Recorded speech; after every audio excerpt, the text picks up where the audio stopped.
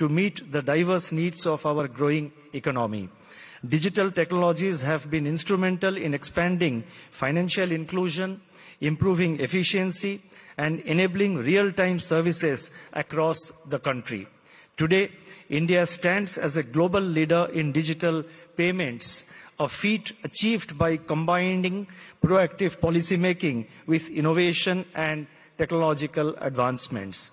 Collaboration between policymakers, regulators, and innovators is defining element of India's fintech journey. The success stories in our fintech space like Aadhaar, UPI, and the DigiLocker are results of such collaborative efforts. Initiatives like Account Aggregator Framework, Unified Lending Interface, that is ULI, Open Credit Enabled Network, that is OCEN, and several others are expected to redefine credit access, particularly for small businesses and individuals. The Reserve Bank's regulatory frameworks have facilitated new and innovative businesses to grow in an orderly manner.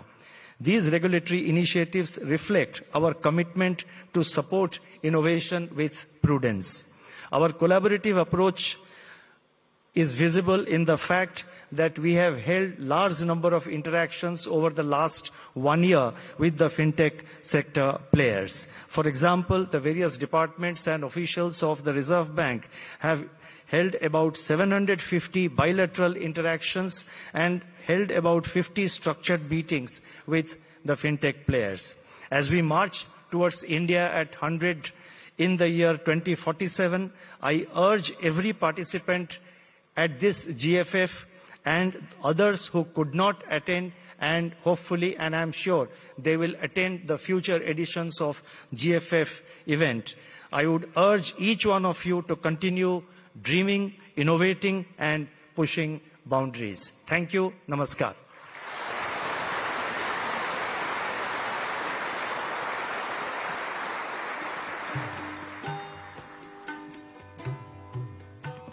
धन्यवाद. Thank you governor sir. अब हम हमारे सम्माननीय भारत के यशस्वी प्रधानमंत्री digital India के शिल्पकार श्री नरेंद्र मोदी जी से विनम्र अनुरोध करते हैं कि वे ये सभा को संबोधित करें. We request prime minister of India honour to address this august gathering.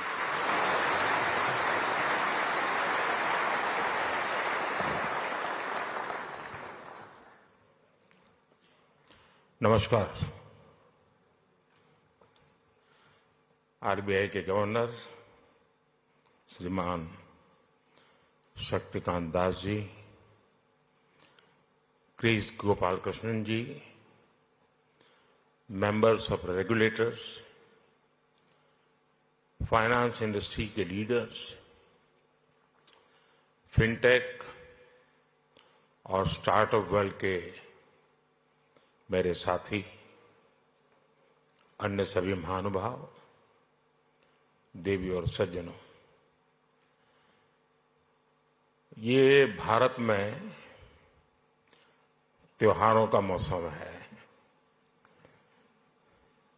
अभी जन्माष्टमी हमने मनाई है और खुशी देखिए, हमारी इकोनॉमी और हमारे मार्केट में भी उत्सव का माहौल है.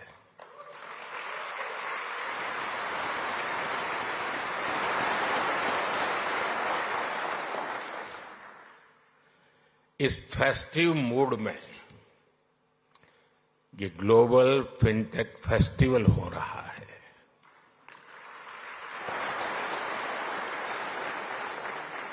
और वो भी सपनों की नगरी मुंबई में.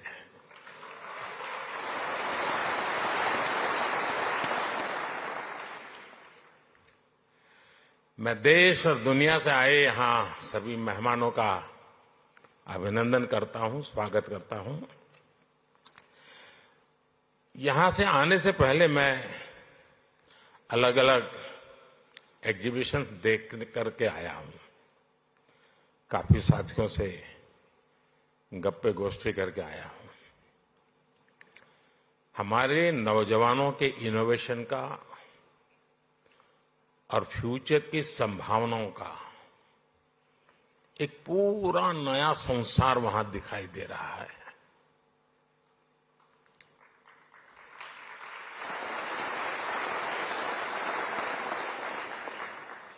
चलिए, आपके काम के लिए मैं शब्द बदलता हूं।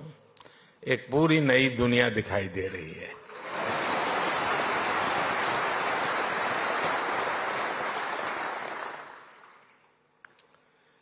मैं इस फेस्टिवल के आयोजकों को सबको बहुत बहुत बधाई देता हूं। साथियों, यहां बड़ी संख्या में विदेशों से हमारे मेहमान भी आए हैं। एक समय था जब लोग भारत आते थे तो हमारी कल्चरल डायवर्सिटी देखकर दंग रह जाते थे, हैरान हो जाते थे। अब लोग भारत आते हैं तो हमारी फिनटेक डायवर्सिटी को देखकर भी हैरान होते हैं।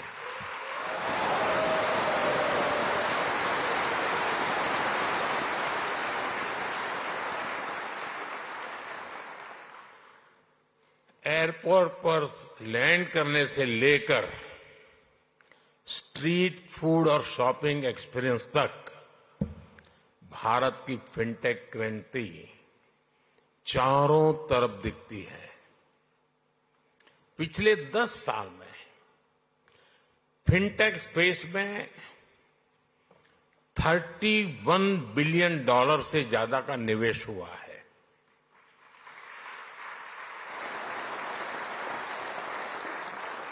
दस साल में हमारे फिनटेक स्टार्टअप्स में 500% वृद्धि हुई है।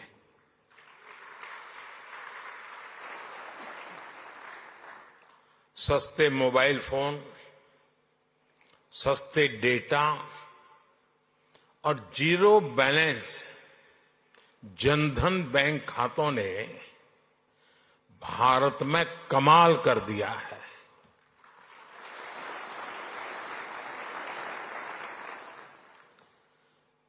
आपको याद होगा, कुछ लोग पहले पूछते थे, पार्लियामेंट में खड़े होकर के पूछते थे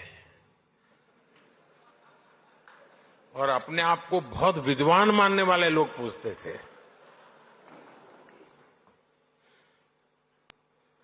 सरस्वती जब बुद्धि बांट रही थी तो वो रास्ते में पहले ही खड़े थे।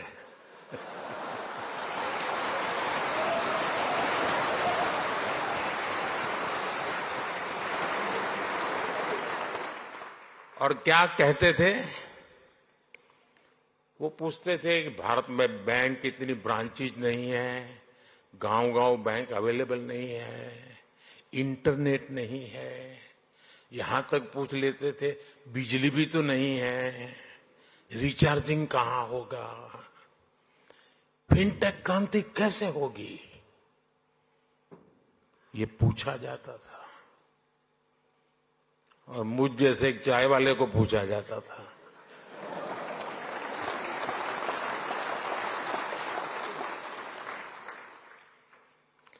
लेकिन आज देखिए, एक दशक में ही भारत में ब्रॉडबैंड यूजर 60 मिलियन यानी 6 करोड़ से बढ़कर 940 मिलियन यानी करीब 94 करोड़ हो गए।